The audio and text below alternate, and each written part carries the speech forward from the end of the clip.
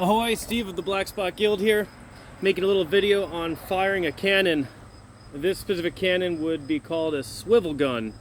It's made by Peterson Arms in the United States. It's got a 1-inch bore or diameter hole, and it's made out of solid steel. They bored it out. What was a swivel gun? A swivel gun is a cannon. It's a small cannon that was aboard mounted to the railing of the sailing ships back in the pirate days, 1600s through even up to the 1800s roughly. So that's what we're talking about. It wouldn't be as much a weapon to aim and try to do damage at the ship. It would be aimed at the crew on the top of the ship, up on the deck, to try to take out as many crew as possible, or to be innocently used as a signal device. Put a blank in there and use it to try to get the attention of another ship or somebody on shore. So that's what a swivel gun is, called swivel gun. So you can just turn it and aim it wherever you need it turned very easily. Pretty effective, said, for taking out people on deck or for signaling. So this is an accurate size. They could be very small like this, and compared to the bigger cannons on the deck itself. So I'm going to show you how to fire this thing. So I'm going to be using proper black powder. This one made by Goex, kind of the go-to for black powder. The specific size is going to be 3F powder, if you could see that there, 3Fs. So 3Fs refers to the size of the grain.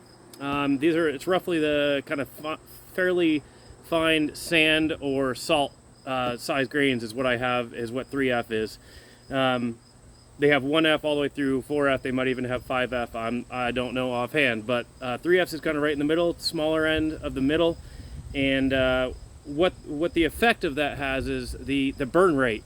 The more Fs, the faster it burns, the more explosive of a charge it is. So you could use just about any of them, but you have to put more or less powder in your flintlock or cannon, depending on which one you go with. Same thing goes for fake versus real black powder. You have to alter how much you're putting in there depending on the type and how many Fs it is. So 3Fs, good for cannons or flintlocks. I'm going to be doing 120 grains today. So I've got this little brass measuring device. You pull the bottom out and set it to whichever size you want, and then just fill it up. So I'm going to be putting that to 120 grains. Okay, and then filling it up. So take my black powder.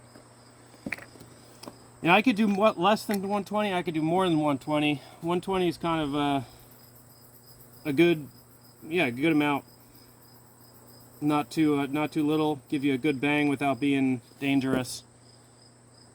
So if you're doing this on your own, if you get a cannon or a flintlock, you just have to research your specific flintlock or cannon and see, depending on your bore, see what you want to go with.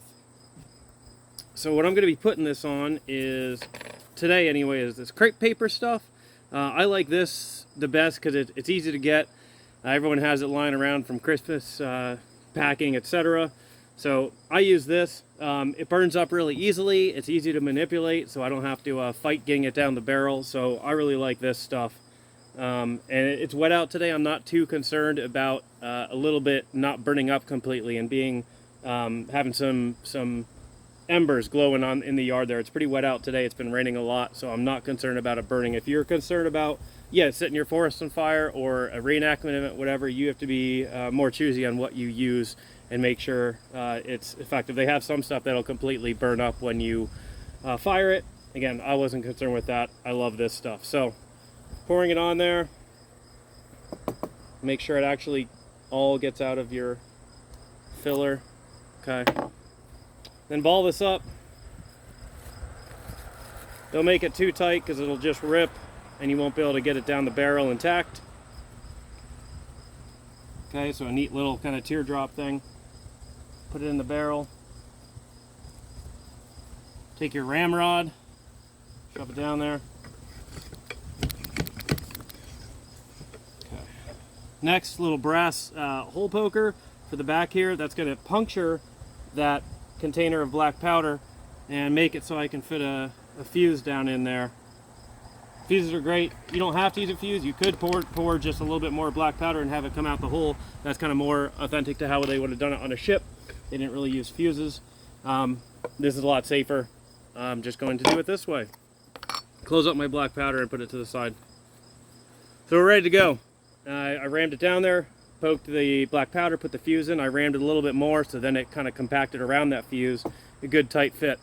We are good to go. So I'll light this up. It'll take 5-10 seconds to fire off here. I'm going to put hearing and eye protection on. This is going to be a fairly loud boom. And I want to do it right for you guys here. All right, here we go.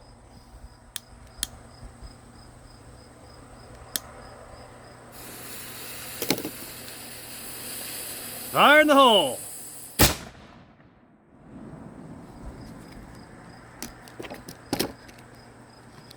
Woo! That was a good one. So that's it. If we were in real battle right now, I would then take this guy that has wool on both sides of it, wool so it doesn't burn too easily. One side is wet, one side is dry. I'm going to take that wet side, ram it down there. What this is doing is making sure all the embers are actually extinguished down in there. Why is that important? Well, if I want to reload right now, put another charge in, if there were any embers glowing there and I just put a new charge down there, it's going to ignite when I'm not ready for it and injure or kill some people. So I got it all nice and wet, flip it around to the dry side, put that down there, dry it out so it's ready to go. In a similar fashion, if it's too wet down there, it won't work either, and I dry off the hole as well there. So that's good to go for another charge. Pour another 120 in, roll it up, shove it down there. If I were firing a projectile of some sort, I would have put that powder in there, put the projectile in the ball or whatever it was, and you're good to go. If you're concerned about it rolling out, then you put a little bit more paper or something like that to jam it to keep it from rolling. If you're really going specific, you could put wadding around the ball and get a real tight fit. That's what they do, especially if you're hunting or competition shooting and you really want it as tight and as powerful as possible. They put a little wadding around the ball. So I'm just firing blanks. Even if I was firing projectiles, I'm not worried about it being that specific. So when I do it, I just put the projectile down there and put a little paper to keep it from rolling out and fire it off. But that's it. So it can be very, very safe, very fun. If you do get this or a flintlock, just do some research on how much and what type powder you should be using for your cannon or flintlock itself, and go accordingly. Said when in doubt, start a little lower and work your way up to the proper amount. And that's about it. They're a good time. Well, thanks for joining me. Till next time, pirate on.